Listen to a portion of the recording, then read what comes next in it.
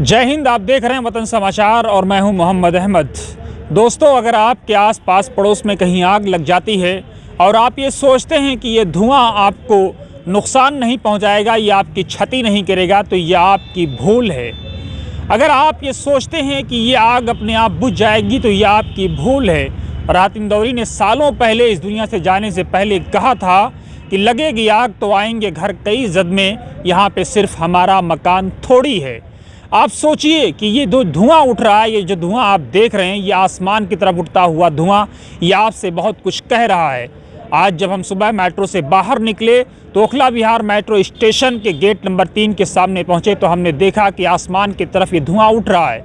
ये धुआं आपसे बहुत कुछ कह रहा है। जाहिर सी बात है कि मुझसे पहले कई लोगों का गुजर हुआ होगा, अचानक ये धुआं आसमान की तरफ नहीं पहुंच गया होगा।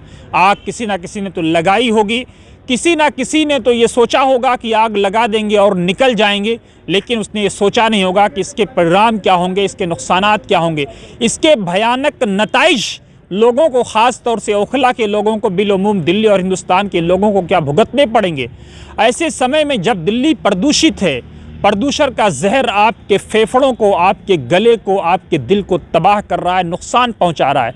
ऐसे समय में जब पूरी दुनिया में ग्लोबल इन्वायरमेंट को लेकर के, मौसमी तब्दीली को लेकर के बहस हो रही है, G20 की कॉन्फ्रेंस भारत के अलग अलग शहरों में हो रही है, भारत उसकी भव्य मेज़बानी कर रहा है। ऐसे समय में अगर मेट्रो की दीवार से सटा ये धुआं उठ रहा है और इसके जस्ट बराबर में लगभग 1 मीटर की दूरी पर, चूंकि मेट्रो के कैंपस ही में जामिया नगर पुलिस स्टेशन भी वाक़ है, अगर वहां पर पुलिस अधिकारी मौजूद हैं और खामोश बैठे हुए हैं, तो जाहिर सी बात है कि बहुत बड़ा क्राइम और अपराध हो रहा है। लेकिन सब लोगों ने आंख मूंद कर रखी है।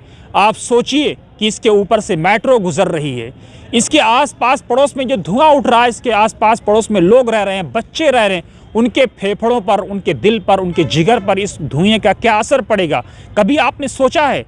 आज जब मैं निकला, मैंने देखा, मैंने सुबह फ़ौरन 101 जो फायर ब्रिगेड का नंबर है, फ़ौरन कॉल की। थोड़ी देर के बाद फायर ब्रिगेड की गाड़ियां लगभग 15 मिनट में आ धमकी। फायर के अधिकारियों ने बहुत ही ईमानदारी के साथ और शालीनता से मुझसे बातचीत की और उन्होंने पूछा, पूरा हालचाल जानने की कोशिश की और उन्होंने इस धुएं को बुझाने का प्रयास किया। क्या आप इस धुएं को नहीं बुझा सकते थे? आपसे मेरे इस वीडियो बनाने का मकसद ये, आपको संदेश देने का मकसद ये है कि कहीं ऐसा ना हो कि देर हो जाए और हम और आप आंखें मूंदते रहें और ये दिल्ली इसी तरह से एक के बाद एक धुएं का सामना करते हुए मुकम्मल जहर और एक बार फिर गैस चैम्बर में बदल जाए। दोस्तों, आप एक जिम्मेदार नागरिक होने का सबूत दें।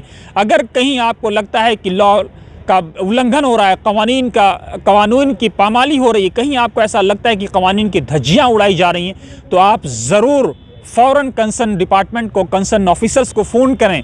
बहुत अच्छे लोग हैं। ये मेरा पहला एक्सपीरियंस था फायर ब्रिगेड के लोगों के साथ बातचीत करने का, लेकिन बहुत बेहतरीन एक्सपीरियंस था। फ़ौरन उधर से call back I, follow up call आया 15-17 मिनट के अंदर। ये जो आपको स्क्रीन पे जो नंबर दिख रहा है, ये एक फायर ब्रिगेड का डायरेक्ट 101 नंबर है और दूसरा उन अधिकारियों का नंबर है जिन्होंने हमसे फॉलो किया। तो हम उन अधिकारियों के भी शुक्रगुजार हैं जिन्होंने फ़ौरन आकर के 15 मिनट के अंदर इस धुएं को बुझाने का प्रयास किया। आप एक जिम्मेदार नागरिक होने का सबूत दें। अगर आप चाहते हैं कि आपका ओखला और आपकी दिल्ली और आपका हिंदुस्तान साफ़ सुथरा रहे, तो चैरिटी बिगिंस फ्रॉम होम। ईमानदारी, सफाई, किसी तरह का खैरात, ये घर से शुरू होना चाहिए। इस्लाह, परफॉर्म, रिफॉर्म, सब कुछ घर से शुरू होगा, तभी जाकर के तरक्की आपको मिलेगी और एक स्वच्छ और साफ़ सुथरी दिल्ली हम आप दुनिया को दे पाएंगे और दुनिया में अपने भारत का डंका बजा पाएंगे। हमारा ये एपिसोड कैसा लगा ज़रूर कमेंट बॉक्स में अपनी राय दें। साथ ही आप हमारे यूट्यूब चैनल को लाइक, शेयर और सब्सक्राइब करें।